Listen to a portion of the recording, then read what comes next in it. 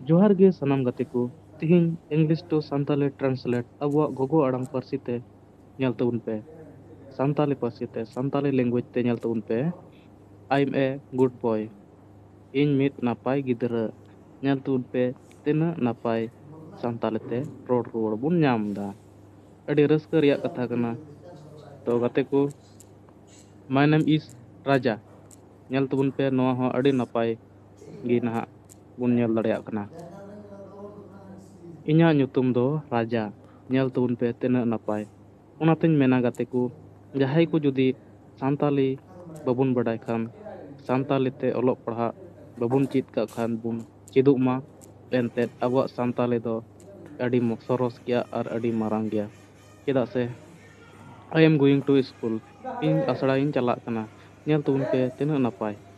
ᱪᱮᱫᱟᱜ ᱥᱮ ᱟᱵᱚ ᱵᱚᱱ ᱵᱟᱰᱟᱭᱟ ᱟᱵᱚᱣᱟᱜ ᱡᱩᱫᱤ ᱡᱟᱦᱟᱸᱭ ᱢᱟᱱᱣᱟᱣᱟᱜ ᱥᱮ ᱡᱟᱦᱟᱸᱭ ᱡᱟᱹᱛᱟᱜ लैंग्वेज से भाषा में से लिपि में से हरफ में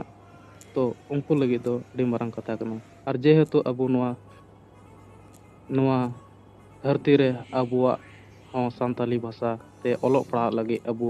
अत और अवसर मौज बुन नाम दाड़े कौदा उना इयते सनम कोगे अड़ी रस्क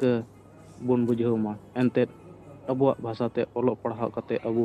अड़ी मारंग मारंग जगह बुन सेन सेटेरोआ ñel तुन पे हाउ आर यू नवा नहा लातार रे मेना गया अदो नोडे बांग ñelok kanते भितरी से चलाव कते उदुग बुन कना आम ओका लेका मेनामा आम चेत एम आम चेत लेका मेनामा ñel तुन पे तिना नापाय अबु ठेन नवा ट्रांसलेट हेजुक कना तो गाते को आसिन दोहयदा तेहना वीडियो रे दो नोंका गे नवा वीडियो नोंका शेयर तो उन पे जमन जहाय को बको बड़ाय का उनको को चला मा।